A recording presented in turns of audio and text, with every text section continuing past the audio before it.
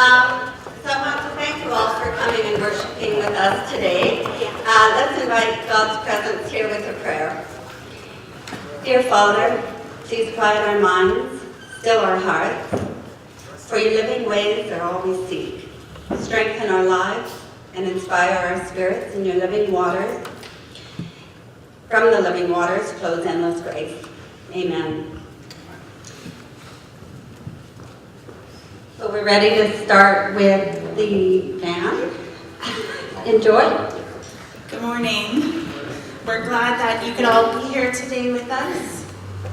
So for me, I know that sometimes when I come into church, especially for Friday night when we come for practice, I'm really tightly coiled up from the week. So many things have been going on, busy scheduling, running around here and there, and it's often a challenge to say, let's go to Friday night and practice. It's like, I gotta go to practice. I think a lot of our band has had those feelings as well. We always pray before we start to practice and that God will be with us and that His presence will be here and that He'll guide our hands and our voices. And by the end of practice, we have a real change in attitude. We're cheerful, we're uplifted, we're feeling connected with each other. And I imagine that you have similar feelings sometimes coming into church on Sabbath. Maybe you've had a rough week. It's been busy, it's been stressful, you're overwhelmed by worries, by things going on in your life. And it's hard to get here. So we're so glad that you all came, no matter what's been going on in your life this week. And I want everyone to take a really deep breath in and just try to let that all go.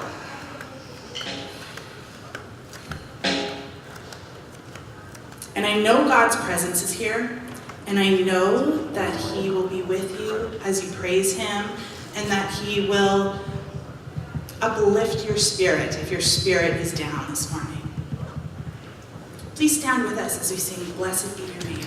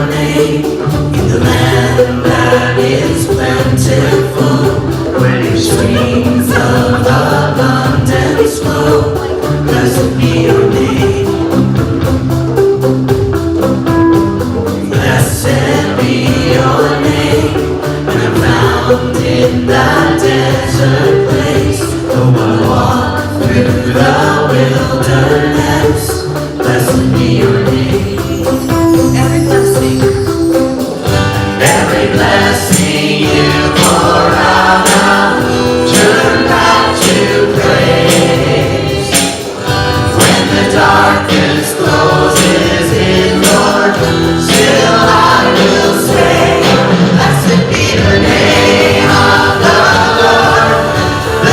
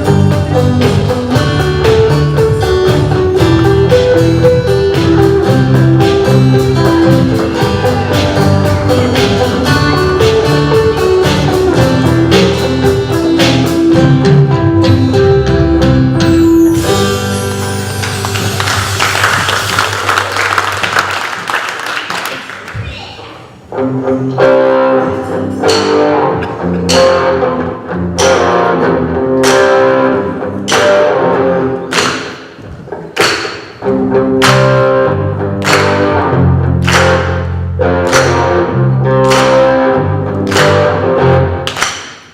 came to live a perfect life. He came to be the living word of life. He came to die so we'd be reconciled. He came to rise to show His power and might. That's why we praise Him. That's why we sing. That's why we offer Him our everything. That's why we bow down and worship this King. 'Cause He gave His everything. 'Cause He gave His everything.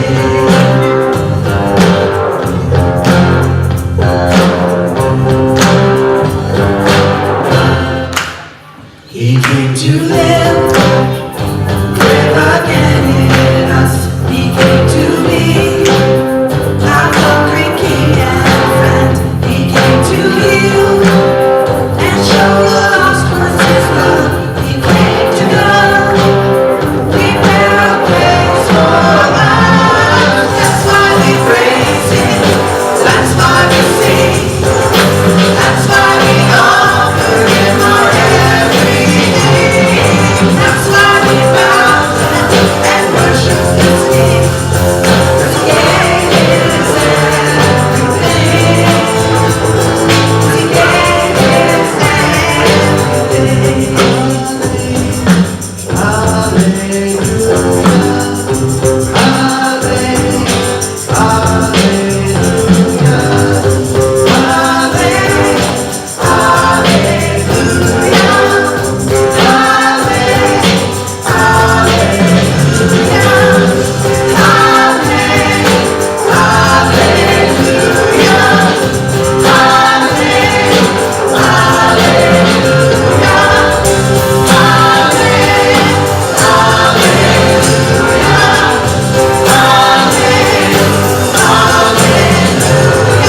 That's why we praise Him. That's why we sing. That's why we offer Him our everything. That's why we bow down and worship His King. 'Cause He gave His everything. 'Cause He gave His everything. That's why we praise Him. That's why we sing. That's why we offer Him our everything. That's why we bow down and worship His King. 'Cause He gave His everything. 'Cause He gave His everything.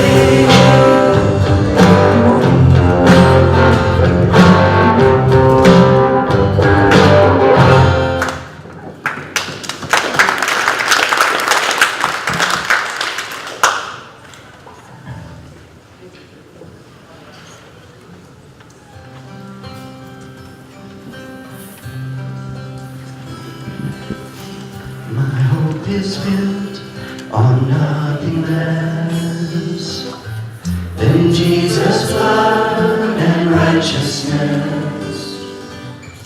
I dare not trust the sweetest frame, but wholly trust in Jesus' name.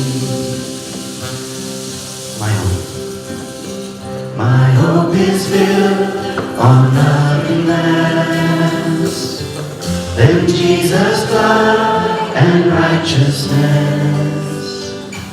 I dare not trust the sweetest frame, but wholly trust in Jesus' name. Christ alone, cornerstone, weak made strong in the Savior's love. Through the storms, He is Lord, Lord of all.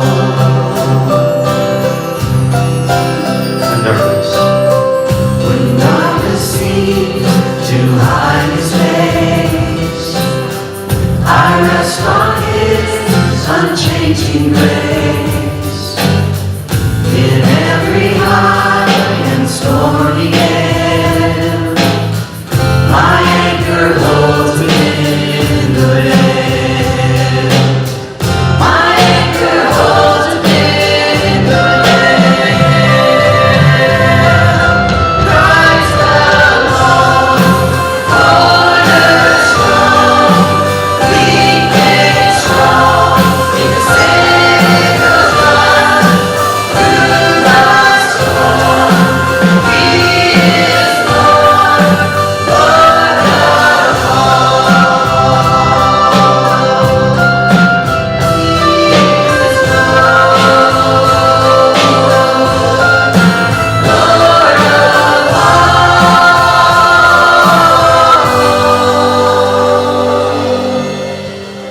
when He shall come with trumpet sound, oh, may I then in Him be found, dressed in His righteousness alone, faultless stand before His throne.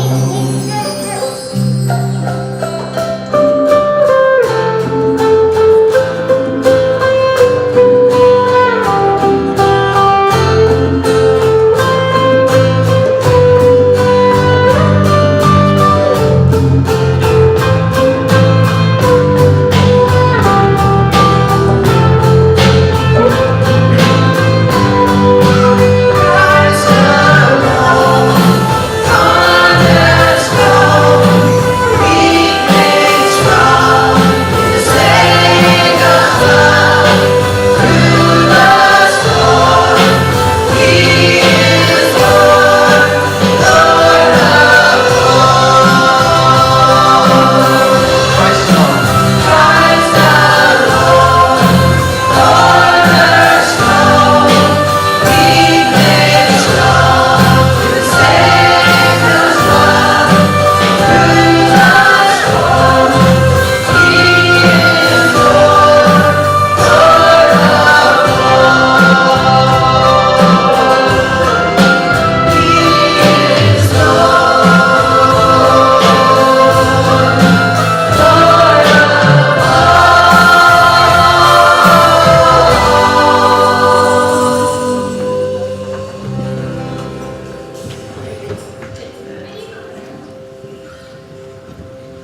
What a beautiful name. When you think about the name of Jesus, why is it beautiful to you? When you call on it, does it bring you peace and comfort? You can rely on it. You know that He can rescue you and save you from the dark places. And the Bible is full of verses on calling on God and how He will rescue us. Psalms 50 says, "Call upon me in the day of trouble, and I shall rescue you." Psalms 18, "I call upon the Lord who is worthy to be praised, and I am saved." Acts 2, "Everyone who calls on the name of the Lord will be saved." And on and on. His name has power. His name is beautiful.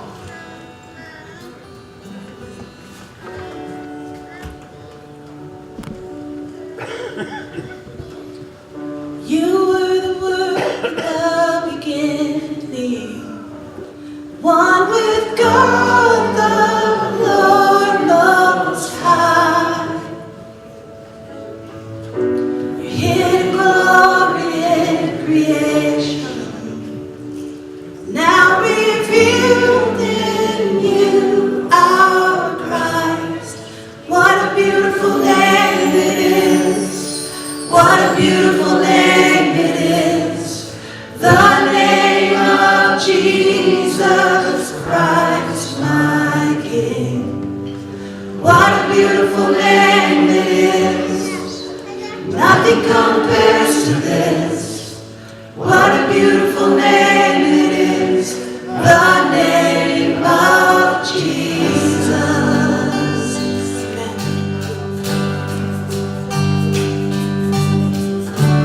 Didn't want heaven without us, so Jesus, you brought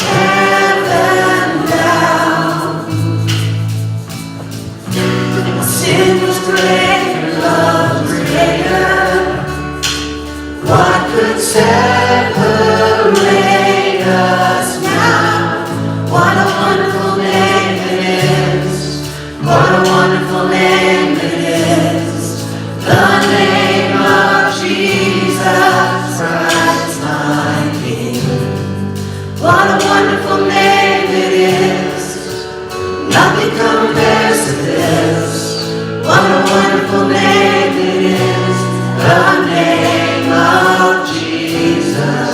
What a wonderful name it is, the name of Jesus.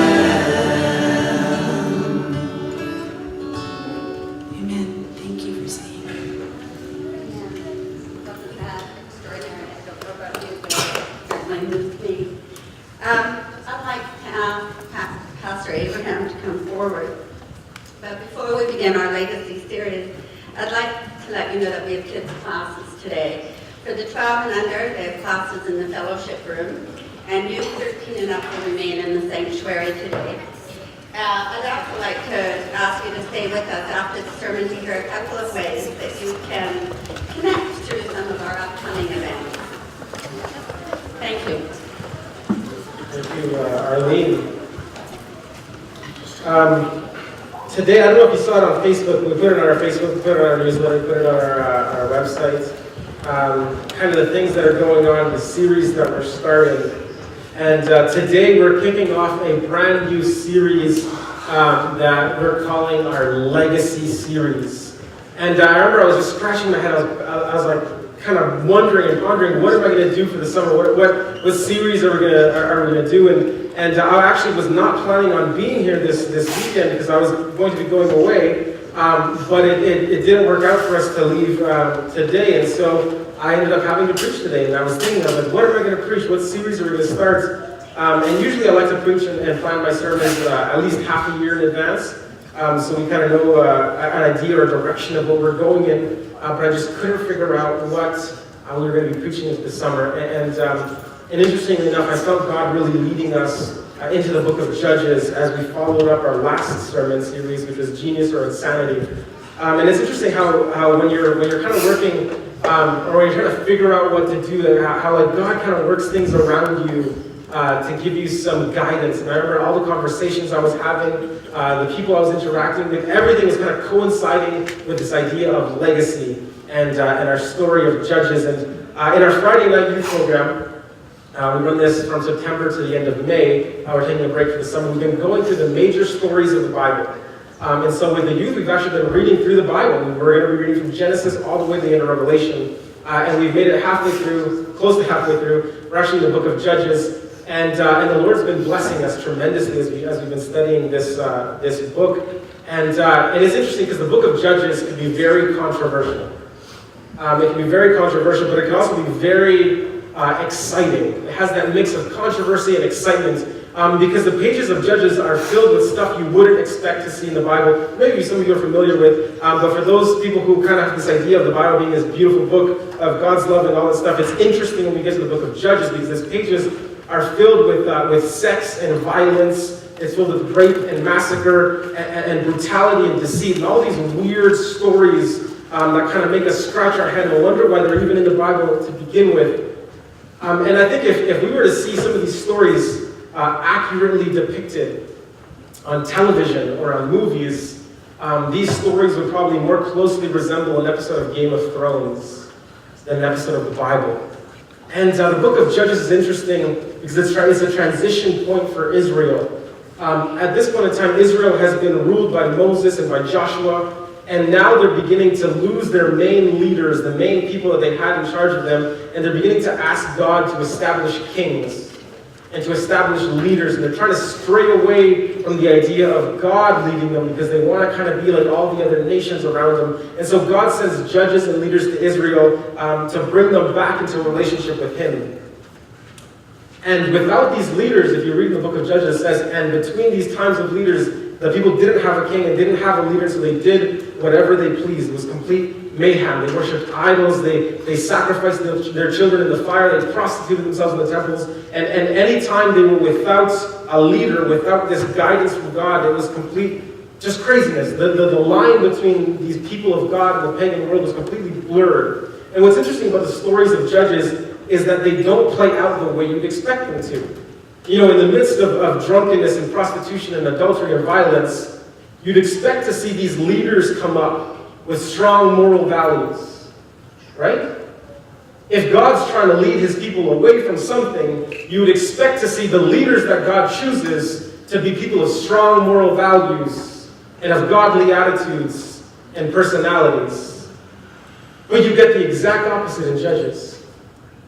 And we see broken and sinful people are being used by God to lead them back into a relationship with Him. And I want to read this quote from Eugene Peterson as he talks about the message, or in the Message Bible, he talks about Judges. Says, God, it turns out, does not require good people in order to do good work. He can and does work with us. Listen to this. He can and does work with us in whatever moral and spiritual condition He finds us. God, we are learning, does some of his best work using the most unlikely people. And so these stories in Judges, they serve two purposes. They serve to encourage us that even in our sinfulness, God can use us in powerful ways. But they also help us to learn from the mistakes of these other leaders so that we don't repeat the same mistakes that they made. And so I hope that as we go through this story, as we go through this series in the summer, I love alliteration. So as we go through a journey in Judges through June and July, as we go through a journey in Judges in June and July, I hope that you're encouraged in your salvation through Jesus. I hope that you are made confident in God's plans for your life, but I also hope that you are challenged to get rid of anything in your life that may be a stumbling block in your walk with God. And so today we're going to be looking at the story of Samson found in Judges chapters 13 to 16. We're going to have the verses on the screen for you so that you don't have to follow along. I like you guys to follow along the Bible, but we're skipping through a couple verses and chapters, and so we'll have it available on the screen so you can follow along with us. And we start off the story in Judges chapter 13, verse 1. And it says, "Again the Israelites did evil in the eyes of the Lord." This is another time between the periods of the leaders and the judges. And so the Lord delivered them into the hands of the Philistines for 40 years. You see, when they strayed away from God, they removed themselves from God's circle of protection. And so what happened is that when they would leave God's presence, they were then subjected to the people around them. And so at this point in time, they have left God's presence, and they have been subjected to the hands of the Philistines for 40 whole years. And then verse 2, it says, "A certain man of Zorah, named Manoah, from the clan of the Danites, had a wife who was sterile and remained childless."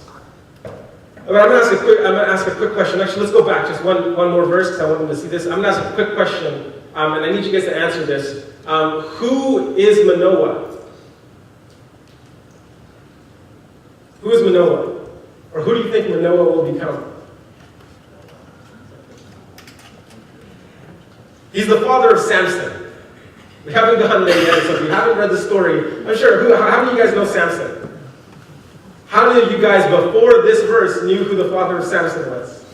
Not me either. Oh, just Fenimore. Congratulations, Fenimore. The father of Samson is Manoah. Okay, where is Manoah from? Say it a little louder. I just need you guys to respond.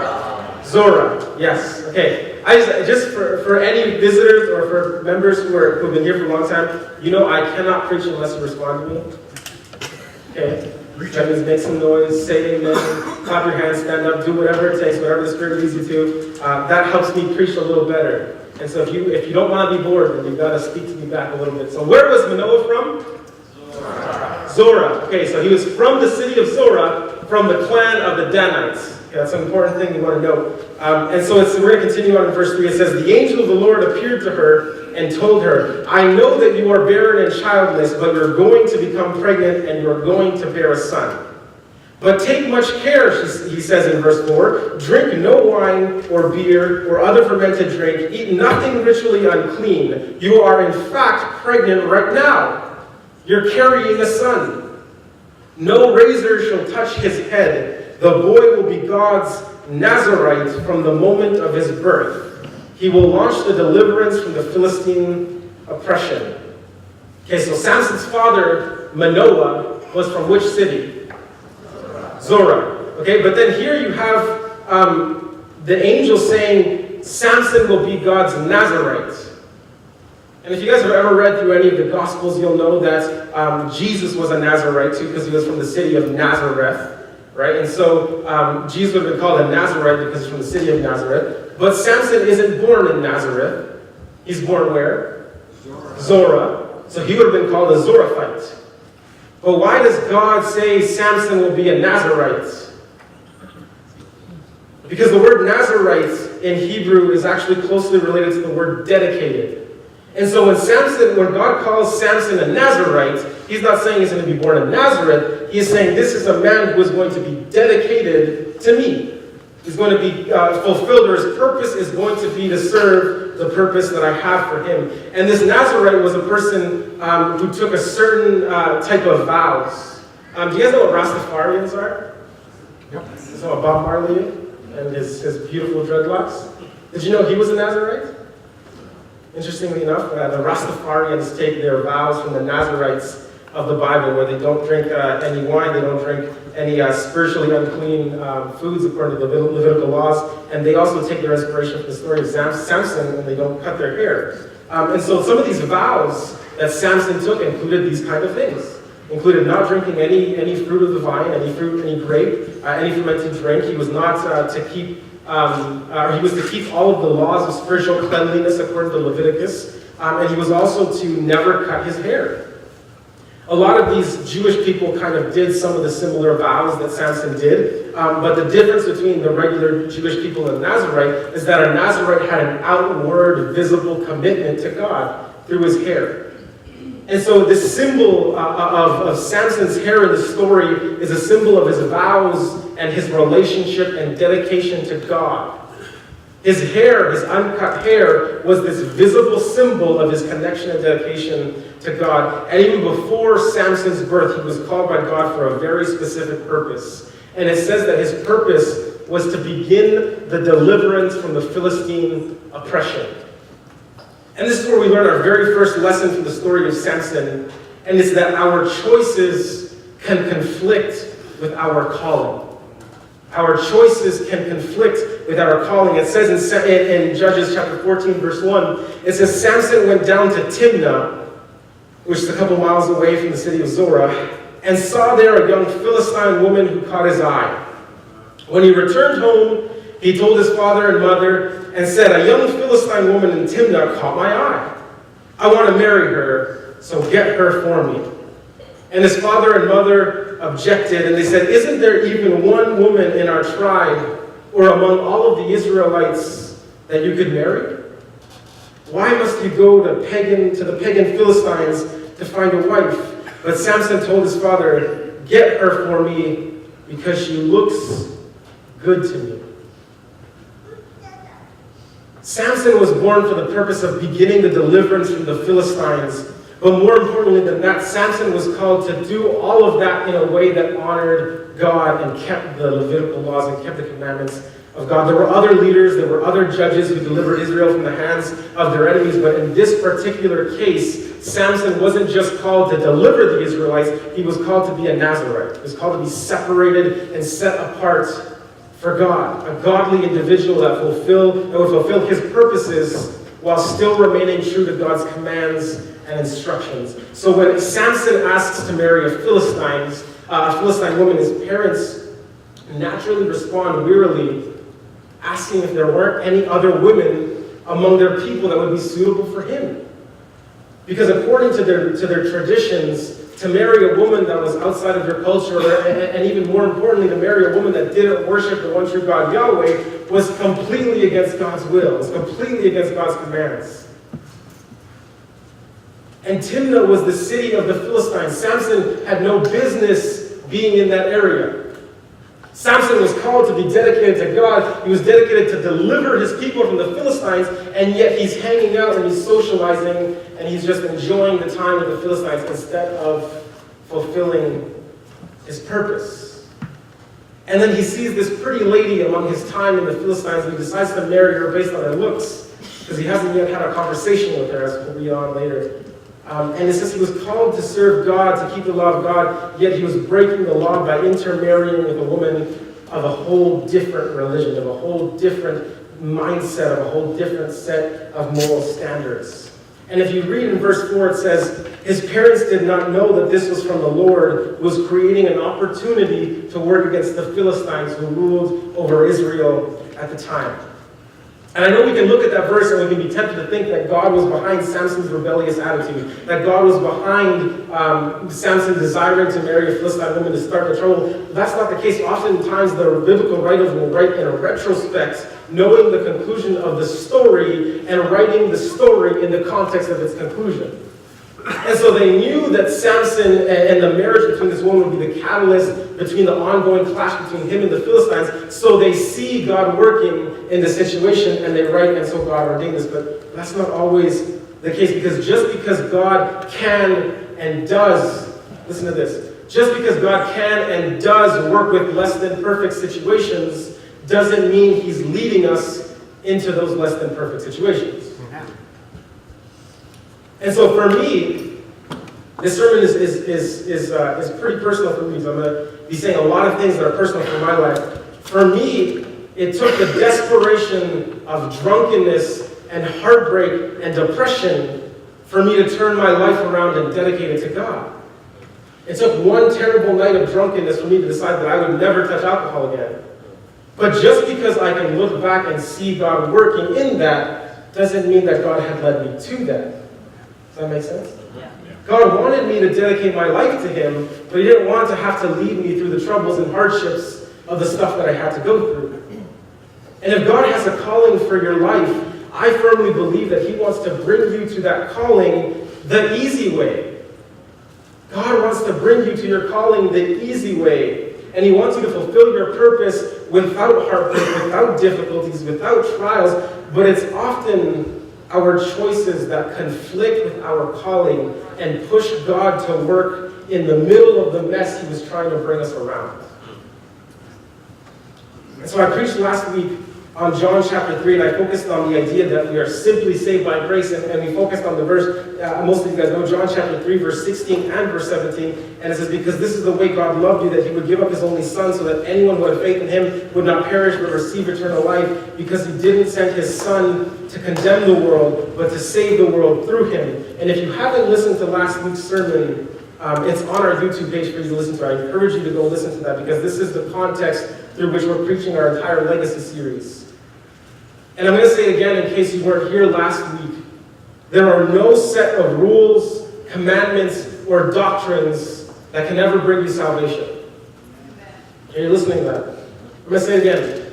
There are no set of rules, commandments, or doctrines that can ever bring you salvation.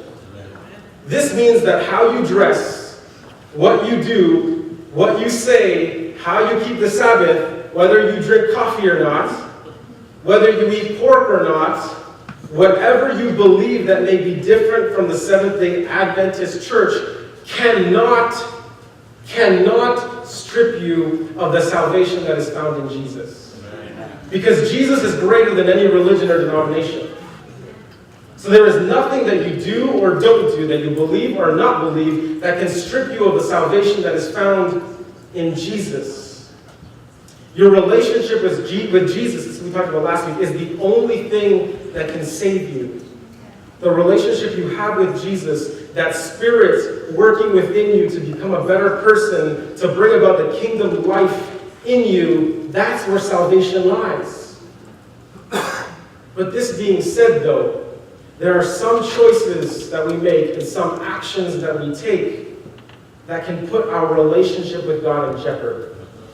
They don't change the fact of God's offering salvation being completely free, but they may negatively impact our relationship with God. And if our relationship with God is the only thing that can save us, that means we need to take every precaution and every step to make sure that we have a strong relationship with God. And that means that if there is something in your life that is affecting your relationship with God negatively, if we value that relationship, then it's our job to cut that out of our lives.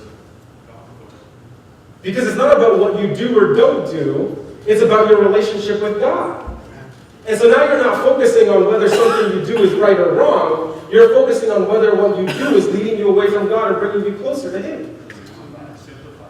And if your focus and if your relationship, if your salvation is based on your relationship with God, and you truly value your relationship with God, then whatever you do is determined by whether it brings you closer to God or further away from God. God has called you to salvation, but the choices we make can conflict with our calling.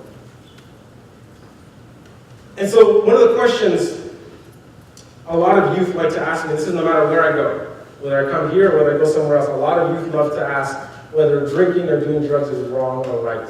And they always use those terms, whether it's wrong or right, because they want a simple answer. But it's not as simple as wrong or right. Because I first start by asking them, what is your goal in life? Is your goal in life to have a relationship with God? If your goal in life really is to have a relationship with God, then we can ask the question whether you should do something or not. Because there's a lot of things in life that aren't right or wrong intrinsically. right? There are a lot of things in life that aren't right or wrong intrinsically, but if your goal is to get you closer to God, then every decision and every action you take, you have to filter through this goal. And if it takes you away from God and your goal is to be closer to God, then maybe it's something you probably shouldn't be doing. But if your goal isn't to get closer to God, then I don't even deal with the question at all, because who cares what we do? It doesn't matter. It doesn't change a thing. If it leads you away from God and your goal isn't to get closer to God, then who cares? Whatever, it doesn't matter. But if your goal really is to draw closer to God, then whatever you do, you've got to filter through that goal. And me personally, I can't speak to anyone, I can't speak to anybody else here or anybody else who believes, but me personally, I don't drink alcohol, I don't do drugs, not because it's wrong, not because some preacher someday told me not to do it, but because I've recognized in myself that it doesn't lead me closer to God, and in fact, it takes me away from Him. And so I never want to be in a position where I'm not in the state, where I'm in a state of mind where I'm not in full of control of my actions, where I am capable of doing something that may compromise my relationship with God. No matter what it is, it doesn't have to be drug alcohol, it could be anything. That's how I try to filter my actions and my decisions through my life, is what is my goal? Does it take me closer to my goal? And so being a follower of Jesus isn't only about receiving the kingdom life. It isn't about receiving salvation. It's about living the kingdom life. And so being a follower of Jesus means representing what salvation looks like, representing the attitude and mission of Jesus, because the way we represent God's kingdom through our lives has a profound kingdom impact. Our legacy, what we live, what we do, what we say, how we act, and what label we call ourselves, whether we're Christians and we do the exact opposite, that can either help or hinder somebody else's kingdom life.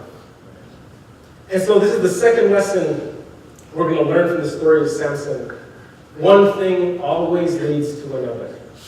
And I found it true for my life and a lot of people that I've run into, that one thing will always lead you to another. Because we have a God, believe me, we have a God that is working so tirelessly to bring us into a relationship with God. We talked about this last week, that God tries to remove every single obstacle in our way between us and salvation. God is not in the business of building obstacles, He's in the business of tearing them down.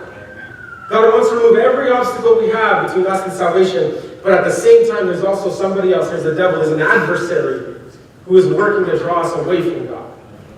And so for Samson, his very first compromise was in marrying a Philistine woman. And as he travels with his family to meet this woman, it says that Samson encounters a lion, which is a really cool story, and he fights the lion and he kills it with his bare hands.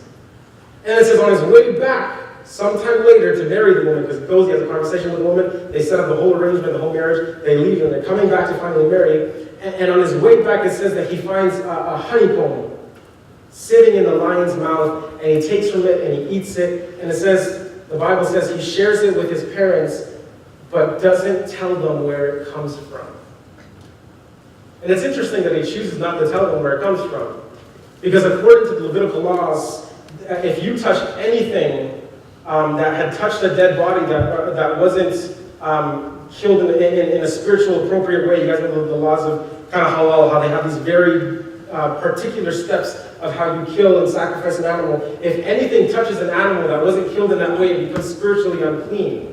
And so for Samson to go into a lion, which according to the Levitical laws was spiritually unclean, to then take honey from that lion, which is touching a dead body, and then to eat it and to give to his parents would have made them spiritually unclean. And if his life was dedicated to God, he was supposed to follow those vows of cleanliness, he was breaking those vows. And maybe it doesn't seem like a big deal to us that Samson wanted to intermarry or that he eats honey from a dead lion's mouth. It seems like these really cool stories. It doesn't seem like something that's that important. But it's the beginning here. We're seeing in Samson the very beginning of something worse in Samson's life. We see him compromise his calling to be set apart for God. We see him ignore his Nazirite vows and break some of God's laws. And these may not seem all that bad in the context of today, but it's these small acts of disobedience in Samson's life that led him to greater acts of disobedience. One thing always leads to another. And it says in chapter 16 of verse 1, or verse 1 of chapter 16, Judges says, one day Samson went to Gaza where he saw a prostitute. He went in and spent the night with her. And so we started this story of Samson, this beautiful baby boy dedicated to God for the deliverance of his people. And now we're seeing him go to the city of Gaza looking for prostitutes to sleep with them. How do we get from point A to point B? It's these little compromises, these little vows that Samson compromises that starts him down a road that leads him to compromise even bigger vows. It doesn't matter what area in your life it is, the devil will always take a mile wherever you give him an inch. You guys ever heard that saying?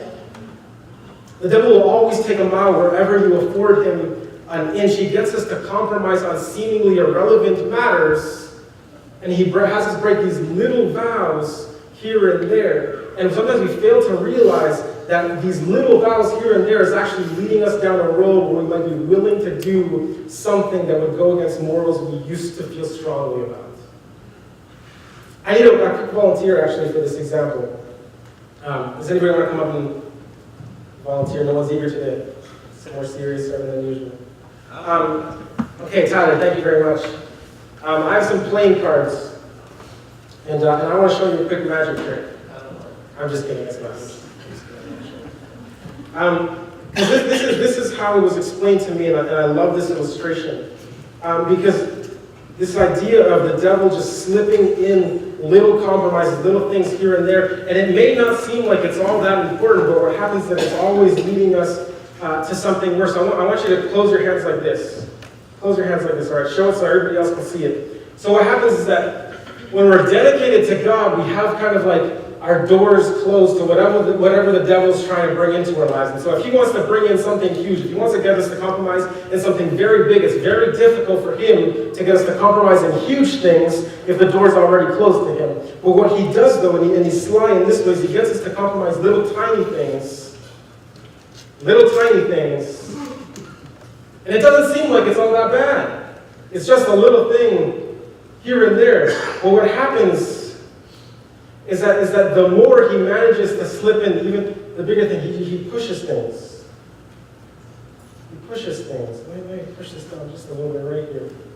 He pushes things, and eventually it becomes bigger and bigger and bigger. And I'm going to split this whole thing for the sake of time. See, these little things open the door for something just a little bit bigger. And now you went from having a very closed door, from having a very tiny gap, to having an even bigger gap. And the thing is that when we compromise on just a few things, and I'm not going to tell you what it is you're compromising on, because you may know what it is you're compromising on. If you don't know, then take some time to pray and talk to God about what is it in your life that is leading you away from God. But what he does is he slips in little things here and there, and he eventually gets us to the point where we're accepting a lot bigger things than we had originally intended to accept in the first place. Because he keeps pushing and pushing, and he's never done.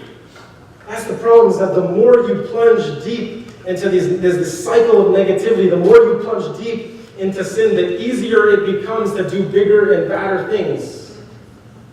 You guys following so far?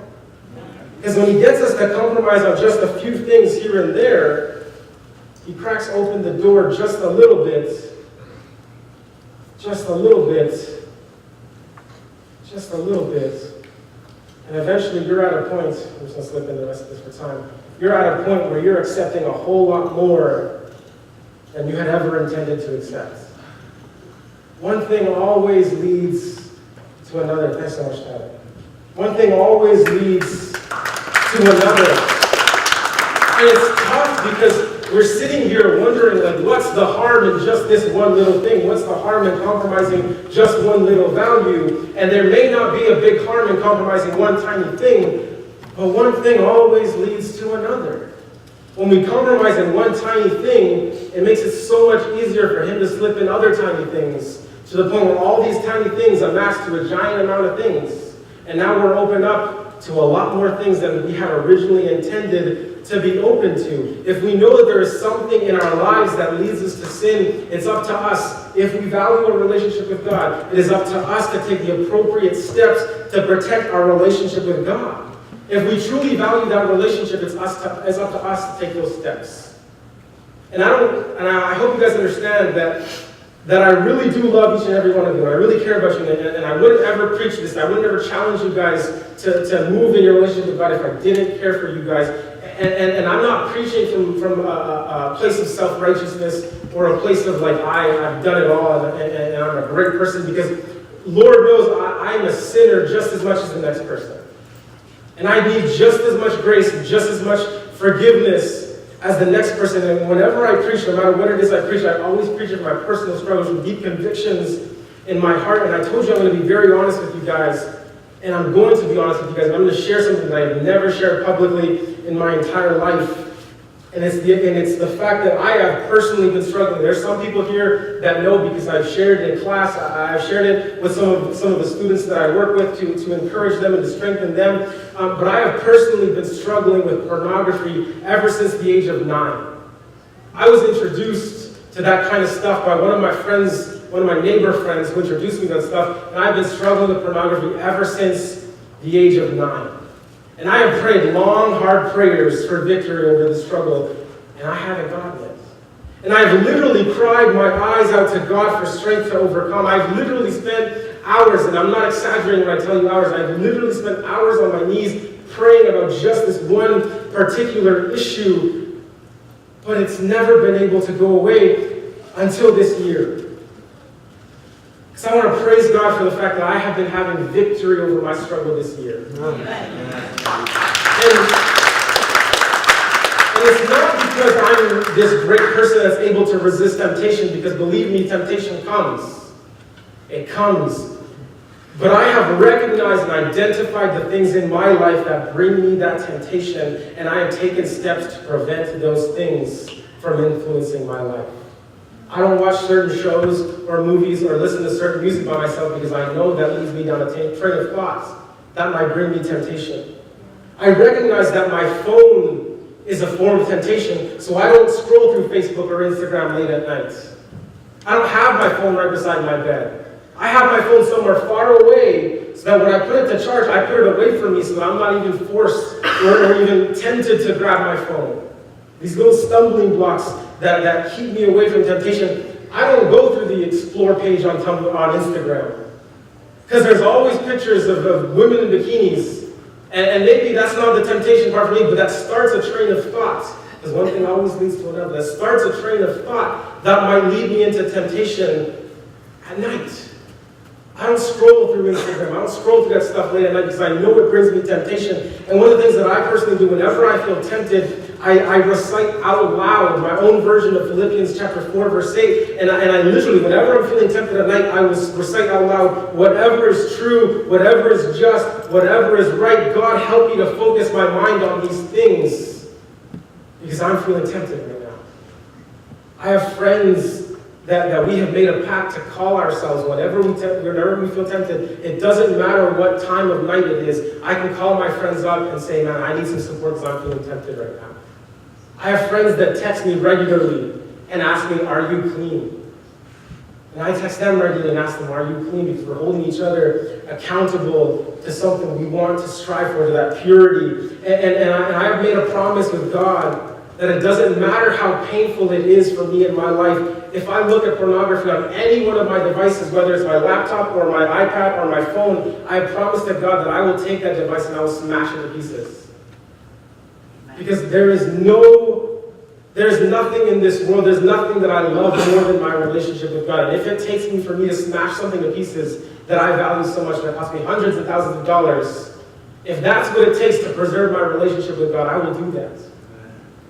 If you value your relationship with God, you're going to take every precaution, every step you could possibly take to not get you even started down a road that would lead you to temptation. And it's been through practical steps, and believe me, through lots of prayer, that the Lord has given me victory this year. And so when I'm asking you to cut things out of your life, I'm not asking you theoretically, I'm asking you because this is what I'm personally doing in my life right now. I am doing something practically in my life to cut the things out of my life that lead me away from God. And when it comes to temptation, I have found to be universally true that the devil will always use one thing to lead you into another. And if your relationship with God is at all a priority in your life, no sacrifice will ever be too great to preserve that relationship. Judges chapter 16, verse 4. It says, sometime later, Samson fell in love with a woman named Delilah who lived in the valley of Sorek. The rulers of the Philistines went to her and said, entice Samson to tell you what makes him so strong, how he can be overpowered and tied up securely. Then each of us will give you 1,100 pieces of silver. So Delilah said to Samson, please tell me what makes you so strong and what it would take to tie you up securely. See, Samson's at the point in his life where he has broken up so many vows, except the last vow. His only remaining vow that he hasn't broken is the cutting of his hair. And he's still honoring that vow. And so despite all of the mistakes that Samson makes in his life, despite all the bad choices that he makes, God still honors him based on that small connection that he has and provides him with strength on numerous different occasions. And so Samson is used to being with the wrong kind of people. He's used to looking for prostitutes to sleep with them. And so around these people, around these thieves and liars and murderers, that's where he meets Delilah. And she seduces him for the purpose of handing him over to the Philistines. And she begs him to reveal the secret of his strength. And Samson lies to her 3 different times. And the first time he says, oh, I shouldn't be tied by 7 new bowstrings that haven't been tried. If I am tied by those things, then I will lose my strength. And so she ties him up and she yells, the Philistines are upon you, but he breaks loose. And he does this back and forth 3 different times. And every time Delilah proves that she wants to weaken Samson. She is proving that she doesn't love him and that she's trying to hand him over to the Philistines. But then it says in verse 15, it says, then Delilah pouted. How can you tell me I love you when you don't share your secrets with me? You've made fun of me these 3 times now, and you still haven't told me what makes you so strong. It says verse 16, she tormented him with her nagging day after day after day after day after day until he was sick to death of it. I can't imagine what that's not sound. What does nagging sound like day after day? I cannot imagine. Until you were ready to die. And it says finally Samson shared his secret with her. Pastor, it's horrible. I'll pray for you. And he says, my hair has never been cut. He confessed. For I was dedicated to God as a Nazirite from birth. If my head were shaved, my strength would leave me. Now I would become as weak as anyone else. And Delilah realized he had finally told her the truth. So she sent for the Philistine rulers, come back one more time. She had the Philistine rulers ready every single time. She says, come back one more time, she said, for he has finally told me his secret. So the Philistine rulers returned with the money in their hands, and Delilah lulled Samson to sleep with his head in her lap, and then she called in a man to shave off the 7 locks of his hair. And in this way she began to bring him down, and his strength left him. Then she cried out, Samson, the Philistines have come to capture you. And when he woke up, he thought, I will do as before and shake myself free. But he didn't realize the Lord had left him. Our third lesson from Samson is our emotions can cloud our judgment. How we feel about something shouldn't be a primary factor in our decisions. Delilah manipulated Samson's emotion into finally confessing his secret to her. It was the love Samson felt for Delilah that led him to trusting a clearly untrustworthy woman. We are never more in danger of doing wrong than when we are emotionally invested in something. I don't mean to say that emotions are evil or bad or that you should be emotionless. Emotions serve a very important function of conveying messages of our state of being, but I have learned that when it comes to determining whether something will lead me closer to God or further from God, my emotions can cloud my judgment. I know when this is a funny story, when I go shopping for groceries, I have a very specific shopping list. It's because I'm on a very specific diet. I break it every so often. But I'm on a very specific diet, so I only buy the things to make my meals. And so when I go out to a grocery store, I'm in and out. I know where I'm going. I know what's in the aisles. I know what aisles I'm going to. I go straight back and forth. And I desperately, and I promise you, I desperately try to avoid the chip and ice cream aisle. So that's my weakness. And sometimes as I'm looking for something, you accidentally turn into that aisle. And you're just like, oh, I've got to cut through here. And then you're praying, Lord, though I walk through the valley of the shadow of death, I shall fear no trans fat. Deliver me from evil. And I'm praying that as I'm going down the aisles, and I've noticed, though, that if I go shopping hungry, it's 1,000 times worse. Never go shopping hungry. Because everything looks so good. Everything, even the straws look delicious. They're colored in different colors, and you're like, yeah, I might be able to munch on that. I don't like to go shopping hungry because it makes me more prone to stray from my diet. And it's the same thing when we are angry, when we are sad, when we are in love, or when we are hungry. We don't always think clearly. And we face the danger of justifying our wrong choices. Unfortunately for Samson, trusting his emotions led him to be captured by the Philistines. And it says in verse 21, it says, so the Philistines captured him, and they gouged out his eyes. And they took him to Gaza, where he was bound with bronze chains, and they forced him to grind grain in this giant system, this giant machine. They forced him to grind grain in the prison. And I'm closing up here. It says, but before long, his hair grew back. And this is our final lesson from Samson, and I hope that it's one that you'll find comfort in. It grows back. It grows back. Samson was under Philistine captivity as a direct result of his choices. The little choices in life that he made led him down the wrong path. Every wrong choice was preparing him to make even worse choices and got him to the point where he had completely given up his connection with God. So remember we talked about his hair is his connection with God. That's his vow with God. It's a symbol of his connection. And so when he gave that up and allowed himself to be shaved, he was giving up his relationship with God. And it says in verse 22, though, which is so comforting for me, before long, his hair began to grow back. And if hair is the symbol of his relationship with God, and if at some point he's lost it and completely shaved it off, completely given up his relationship, the fact that it grows back is a symbol that his relationship with God is also growing back. Your relationship with God can grow back. It doesn't matter how many wrong decisions you've made. It doesn't matter how far you feel from God. It doesn't matter your present circumstances, what moral situation you find yourself in. It doesn't matter if you completely destroy your connection with God. Your relationship with God can always grow back. How much? And it says that Samson was put on display in the temple to be ridiculed and mocked, and he was surrounded by all the rulers of the Philistines, and he prays one final time, and he says, Lord, give me strength. And he pushes the pillars of the temple, and he brings them down, and he kills everyone in the temple, and all these Philistines rulers. And it says in verse 30, at the very end of the chapter, says, he killed more people as he died than he had his entire life. Oh yeah. And I think that as Samson's hair began to grow back, his relationship with God began to grow back too. He began to realize that all these choices that he'd made had led him far from God, and he begins to try to reconnect with God. And in this final moment, God uses him to fulfill his calling in a more powerful way than any moment he had during his entire life. See, God can and will use you no matter what spiritual condition you find yourself in, no matter what choices we have made. God can and will use you. There will always be grace and forgiveness.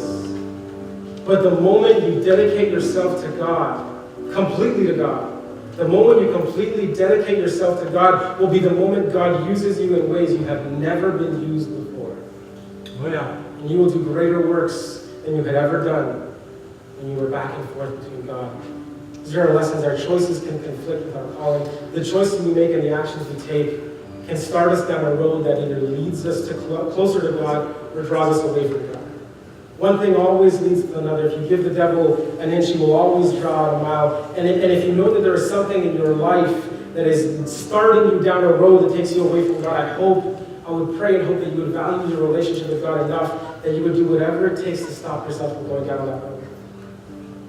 Third thing, our emotions can cloud our judgment. We can't let our emotions be the primary indicator of what is right and wrong for our lives. Our last lesson, and I hope that this is the lesson you stick with, it grows back. That no matter how far you stray from God, no matter how many mistakes or how great the mistakes we've made, our relationship with God can always grow back. And God wants to use you in ways you couldn't even imagine, but He's waiting for you to come back. There will always be grace and forgiveness in Jesus. Nothing you do could ever separate you from the love of God. Nothing you do could ever cause God to stop loving you. Amen. Salvation, the kingdom life, it isn't about what you do and don't do. It's about your relationship with God. But I want to challenge us to think about the legacy that our choices leave. And to pray that every decision we make would take us closer to that loving and good Father that we find in Jesus. Mm-hmm. Amen. Amen.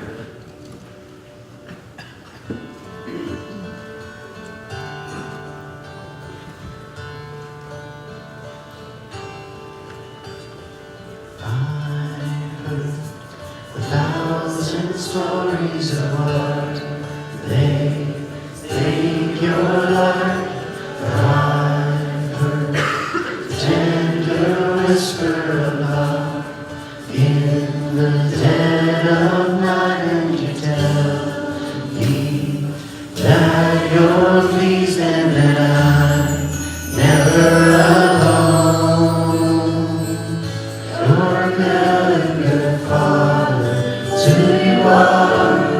It's who you are. It's who you are. And I'm loved by you. It's who I am. It's who I am. It's who I am. And I've seen many searching for answers far and wide, but I know we're all searching for answers. Only you provide, because you know just what we need before we say a word. You're good, good Father. It's who you are. It's who you are. It's who you are. And I'm loved by you. It's who I am. It's who I am. It's who I am. You are perfect in all of your ways. You are perfect in all of your ways. You are perfect in all of your ways.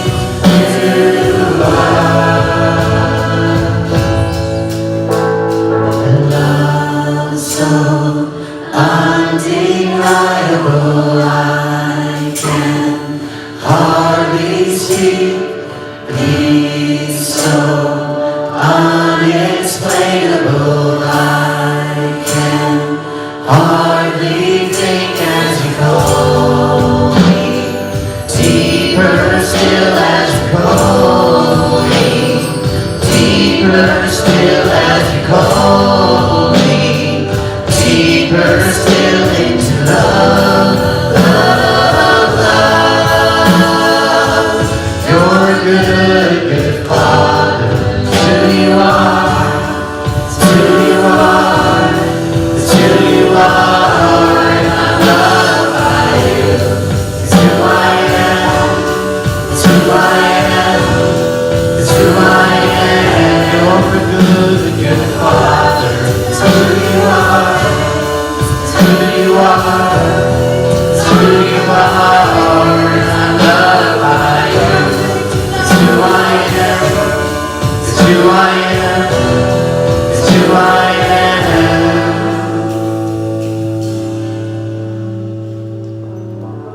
Before we pray, I want to invite you that at the end of our service, after our connections and our announcement period, that if you feel that God is calling you into a deeper relationship with Him, if you feel that God is calling you to give up something in your life, if you feel that there is something that you want to take steps to prevent you from going down that wrong road, if you want prayers for that aspect of your life or for any aspect of your life, I invite you to come to the front at the end of our service after our announcement connection periods. I would love to be here and pray with you and to pray over you and to give you that encouragement to know that your relationship with God can always grow back, can always grow stronger, and to challenge us to move us forward. And I just want to pray to end off this sermon time. God, I want to thank you so much that you are such an amazing Father. You are a good, good Father. That you call us into deeper relationship with you, God. I pray that we would be challenged to move further in you, that we would not be complacent with our state of being or our state of mind or where we are, but that we may be challenged to move deeper and deeper into the love that you have for us, God. Help us to constantly remember that salvation isn't about do's and don'ts. It's not about what we do or don't do, what we believe or not believe, that salvation is only found through your Son, Jesus Christ, through the relationship that we have in you. Help us to make our decisions not based on what's right or wrong, but based on what leads us closer to you and what draws us away from you, God. I pray that our goal in life may be to have a deeper and stronger relationship with you. Thank you so much for all that you do in our lives. In your precious name we pray. Amen.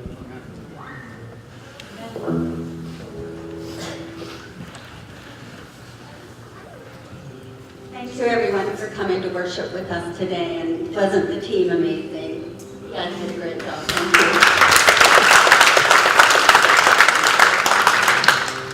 One of the ways that my phone's weird. One of the ways that we worship here at Sun Valley is by giving back financially to God for all the things that He's done for us in our lives, and to support some of the ministries that we have going on here. So if you'd like to partner with us financially, you can give online with the Sun Valley Tithe forms, which are available at that. So before we do the offering, I'd like to say a prayer, please. Dear Lord, we thank you for bringing us safely to your house. We are so blessed by your presence here today. May we give our offering today out of our abundant love for you. Amen.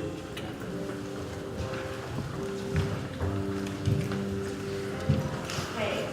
And while we're doing the offering, I just want to do a few announcements. I'd like to call Kevin up.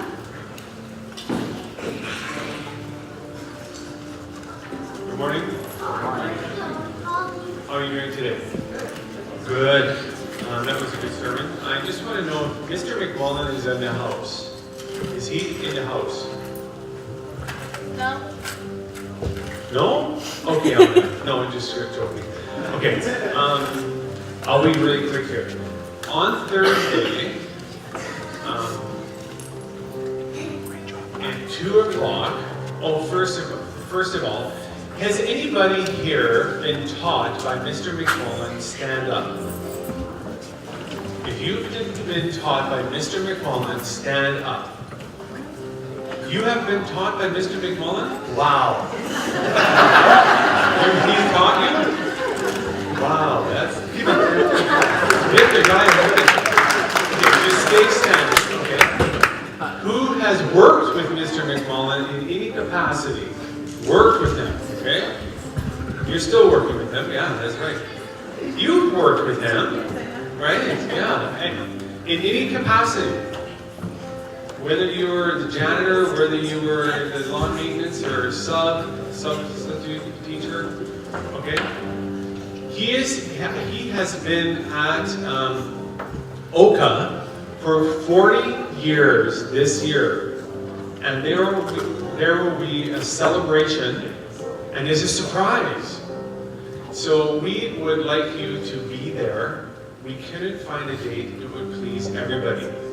So, surprise. So we can't have a date that would please everybody. So it's a surprise. It's going to be 2 o'clock sharp on Thursday. Please share. Fredmore, you didn't stand. Yeah, you're there now. Okay? So, you're wearing a hat to church. So if you can be there or you just want to celebrate with us, please come and celebrate with us. There's going to be some performances by the students, right, Mrs. Gert? It's at Oka. You can sit down now. It's at Oka. There's going to be some cake and cupcakes, and there's going to be some important bigwigs showing up. Yeah, right, the conference. You know. And Dallas worked really hard this morning to get him to go, not be here. So we were texting this morning and she lied. And there was a lot of lying going on. Remember the staff meeting thing? That was a real clincher. Anyways, if you want to come on, it was embarrassing. If you would like to come, you're all invited. I'm just going to say that. And you better be there because you gotta, I don't know what happened, but you gotta be the oldest guy he taught, okay? Yeah, whatever. Okay, so just show up. Guys, okay, I'm gonna clean that stuff. This Thursday, 2 o'clock, sharp, come there, and if you can tell your friends who have been there and work with him, and take pictures and eat cake, and he's just mad because he went there, and yeah, but you know, you're not going to be there, okay, so, okay, that's my announcement, and I hope to see you there, okay, who's next?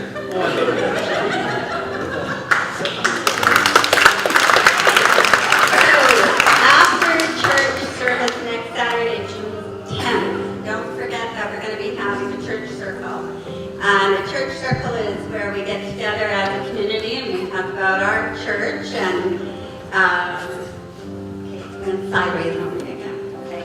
And we discuss important changes and plans as we move forward. At this church circle, we're going to be focusing on children's programs and the future. We'll have a light soup and buns potluck. So if anyone can contribute buns or soup, please contact Abraham. A few more announcements. The annual baseball game is every year we have one where there's the oldies against the youngies. And this year's baseball game will be organized by our young adults, and it'll be Sunday, June 25th at 10 a.m. It's a little earlier than most years, but that's because of the heat, and we hope to have a fallback at the end of it.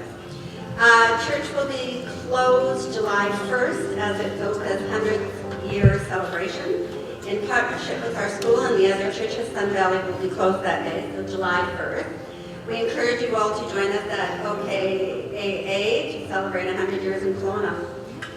Summer sun groups are back. These are small groups where you get to do something you love with other people. Whether you like to hike, run, swim, bike, knit, read, eat, everything like that. We encourage you to start a summer sun group and do it together. If you want to start a group, contact Pastor Abraham. So, thank you very much, and I'm going to hand the mic over to Pastor Abraham. Our final announcement is that we have a youth pool party next week. So after our church circle on the 10th, we're going to have a youth pool party. And so this is going to be starting around 2:30 p.m. at the Negridge House, which is 3198 McLeod Road on the west side. It's 3198 McLeod Road. And so this is going to be a youth pool party for all of the youth from ages 12 and up. And it's going to be hosted and catered and coordinated by our young adult group, which is kind of our ages 18 to 35. So if you have a youth or a son or a daughter or a grandson or granddaughter, whatever the case is, they're invited to come to this pool party. We're going to have swimming at around 2:30, and then we're going to have a supper at 6 p.m. So if you want to know any more details or directions or whatever the case is, you can come and talk to me and we can let you know a bit more details about that. But I just want to leave you with this final benediction. This is Romans chapter 8. And this is Romans chapter 8, verse 30 and verse 39. And Paul says, "For I am convinced that neither death nor life, neither angels nor demons, neither present nor the future, nor any powers, neither height nor depth, nor anything else in all of creation," this is my very favorite part, "none of this will be able to separate us from the love of God that is found in Christ Jesus our Lord." So may you go with this blessing. May you have a blessed rest of your weekend. Blessed rest of your weekend. May you enjoy the sunny Okanagan day. And again, I want to invite you, if you want prayers, I'll be here at the front available to pray with you and connect with you. Thanks so much for worshiping with us, and have a great rest of your weekend.